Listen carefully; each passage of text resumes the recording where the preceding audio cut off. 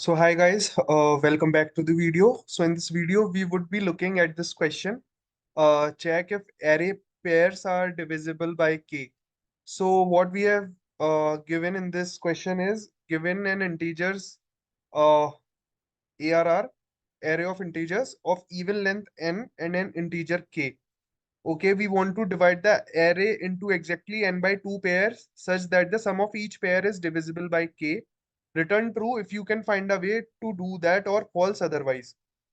तो बेसिकली एक हमें एरे दे रखा है जो कि एक इवन लेंथ का है और एक इंटीजर के हमें दे रखा है, तो हमें बताना है कि क्या मेरे एरे में क्या मेरे एरे में कोई दो पेयर्स ऐसे पॉसिबल हैं या दो दो करके ऐसे कुछ पेयर्स पॉसिबल हैं अ, जिससे वो एरे के जो नंबर्स हैं वो डिविजिबल हो पाए।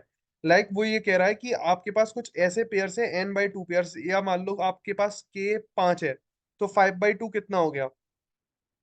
5/2 आपका हो गया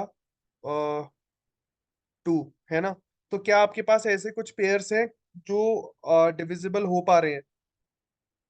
सो that is the whole question. और अगर ऐसे कुछ पेयर्स एग्जिस्ट करते हैं then you are good, you will return true, else you will return false. So what we can do is सबसे पहले तो ब्रूट फोर्स अप्रोच लगाते हैं। मतलब ब्रूट फोर्स अप्रोच काफी सिंपल है कि सबसे पहले मैं टू पॉइंटर अप्रोच यूज करूंगा। एरे का पहला एलिमेंट उठाऊंगा और एरे का लास्ट एलिमेंट उठाऊंगा।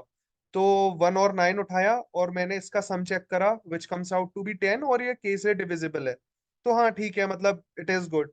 फिर मैंने अपने स्टार्ट को, जो स्टार्टिंग पे जो पॉइंटर था उसको एक पॉइंट आगे बढ़ाया एंड एंडिंग के पॉइंटर को एक पॉइंट पीछे बढ़ाया। तो 2,8 आया, तो इसका भी सम 10 आ रहा है, तो ये भी मेरे 5 से डिविजिबल है। सिमिलरली 3,7 भी डिविजिबल है मेरे 5 से। अच्छा, 4 एंड 6 भी मेरा डिविजिबल हो जाएगा, इसका सम 10 आ रहा है एंड वो भी डिविजिबल है। राइट। एंड सो ऐसे करके हम अपने इस क्वेश्चन को सॉल्व करेंगे एंड लास्ट में 5,10 ये भी आपका डिविजिबल है 5 से, है ना? तो ये एक मेथड हो गया। लेकिन टू पॉइंटर अप्रोच में सबसे पहले आपको करने के लिए क्या करना पड़ेगा वो मैं यहाँ पे भूल गया, कि आपको इस एरे को सॉर्ट करना पड़ेगा, तब आप टू पॉइंटर लगा पाओगे, है ना? जैसे 1 2 3 4 5 6 7 8 9 10। तो जब एरे आपका सॉर्टेड फॉर्म में होगा तभी आप टू पॉइंटर लगा सकते हो to gain the results, right? तो मतलब अप्रोच तो ये भी ठीक है, बट इसमें कॉम्प्लेक्सिटी आपके प्रॉब्लम की इंक्रीज हो जाएगी which comes out to be n log n. So what we can do is, instead of this approach, इसको कैसे इम्प्रूव कर सकते हैं? वो we will maintain a frequency array, और फ्रीक्वेंसी एरे के थ्रू हम कोशिश करेंगे ये जानने की कि हमारे पेयर्स एग्जिस्ट करते हैं जो डिवाइड कर पाएगा हमारा जो भी इंटीजर के या नहीं, राइट? तो we will try to get through that approach. So basically वो अप्रोच क्या कहती है कि आपका ये एरे दे रखा है, आप सिमिलरली फ्रीक्वेंसी एरे बना लो, राइट? फ्रीक्वेंसी एरे नहीं, फ्रीक्वेंसी एरे का जो साइज होगा वो आपका के बराबर होगा, तो इनिशियली आपके इसमें 5 एलिमेंट्स में रखूंगा। अब फ्रीक्वेंसी एरे मेरा कैसे बनेगा? जो एरे का हर एलिमेंट है, ध्यान से सुनना, जो एरे का हर एलिमेंट है उसको डिवाइड करो के से, और जो भी उसका रिमाइंडर आए या जो भी उसका बचा हुआ पार्ट आए उसको हम रिमाइंडर ही बोलते हैं, उसको, उसका आप मैप बना दो उस एलिमेंट के साथ जो अभी एरे में है। वो कितने टाइम डिवाइड हो पा रहा है। तो अभी हम इसको करके देखेंगे तब समझ में आएगा। जैसे 1 को डिवाइड करूं 5 से तो 1 आएगा, 2 को डिवाइड करूं 5 से तो 2 आएगा, 3, 4 को डिवाइड करूंगा 5 से तो 4 ही आएगा ऑब्वियसली। अगर मैं 5 को 5 से डिवाइड करूंगा then what it will come, 5 को 5 से डिवाइड अगर मैं करूंगा तो remainder comes out to be 0। 10 को 5 से डिवाइड करूंगा तो remainder comes out to be 0। And 6 को 5 से डिवाइड करूंगा तो 1, फिर 2, फिर 3 एंड देन 4। तो ये मेरा कुछ ऐसे बन गया, है ना? तो ये मेरा कुछ ऐसे बन गया, ये मेरे रिमाइंडर्स आ गए। अच्छा, तो अब मैं अपना फ्रीक्वेंसी एरे कैसे बनाऊंगा? मैं ये देखूंगा कि फ्रीक्वेंसी ऑफ जीरो क्या है। फ्रीक्वेंसी ऑफ जीरो इसमें मेरे को क्या दिखाई दे रही है? 2, है ना? मतलब तो इसका मतलब ये है कि आपका जो दो बार है दो बार आपका जीरो नंबर अपीयर हुआ है इस फ्रीक्वेंसी एरे में, है ना। इसका मतलब ये हुआ, है ना। ये फ्रीक्वेंसी एरे नहीं है, इसको आप रिमाइंडर बोल सकते हो, रिमाइंडर्स हैं, रिमाइंडर्स बोल सकते हो। फ्रीक्वेंसी एरे तो हमारा केक का जो साइज है उसके बराबर होगा। तो मेनली क्रक्स समझो, कोड तो हम बाद में कर लेंगे, बट मेनली हमें मतलब प्रॉब्लम सॉल्विंग में क्रक्स समझने की जरूरत है कि crux what is the main problem is saying. अब मैं अगर बोलूं कि जीरो का हो गया, अब मैं ये बोलूं कि वन कितनी बार आ रहा है, तो वन दो बार आ रहा है, तो it means that two times one number is appearing in this array, correct. अब मैं टू को देखूं तो similarly frequency of two three four भी सेम हो जाएगी, है ना। Frequency of two three four भी सेम हो जाएगी। तो व्हाट डज इट मीन कि आपका दो बार नंबर जीरो आ रहा है, दो बार नंबर एक आ रहा है, दो बार नंबर दो आ रहा है, दो बार नंबर तीन आ रहा है, और दो बार ही आपका एरे में चार वाला जो नंबर है वो आ रहा है। ओके। सो अब हम क्या करेंगे कि सबसे पहले हम अब हमारा नंबर आ गई, फ्रीक्वेंसी आ गई, तो हम क्या करेंगे, two two two two two इसको कर लेंगे, है ना। ये हमारा फ्रीक्वेंसी एरे हो गया, ये हमारे फ्रीक्वेंसी लाइक सेव हो गई मेरे एरे में, है ना। अब हम ये मानेंगे, ओके, अब हमारी ये फ्रीक्वेंसी सेव हो गई हमारे एरे में। So what we can do is we will check कि हमारा फ्रीक्वेंसी का जो पहला एलिमेंट है वो टू से डिवाइड हो रहा है कि नहीं हो रहा है। So basically what we are trying to do is कि हमारा अगर एरे का पहला एलिमेंट अगर वो डिवाइड हो रहा है मेरे टू से, तो फिर तो ठीक है, कोई दिक्कत नहीं है, मैं अपने पेयर्स पॉसिबली बना सकता हूँ। अगर वो डिवाइड नहीं हो रहा है then I will return false. Reason being, अगर वो ऑड हो गया, अगर वो ऑड आ रहा है, अगर वो पहला ही नंबर आपका डिवाइड नहीं हो पा रहा है ना, अगर वो ऑड है इन केस, तो फिर तो पेयर आप बना ही नहीं पाओगे। तो सो उतनी मेहनत करने का कोई चांस बनता ही नहीं है। जैसे फॉर एग्जाम्पल मैं अभी समझाता हूँ कि अब आप इसमें क्या बना लोगे, अब आप इसमें क्या पेयर बना लोगे, है ना। इसमें आप कोई पेयर बना ही नहीं पाओगे, राइट, जो आपका 10 से डिविजिबल होगा। So that comes out to be the crux of this problem.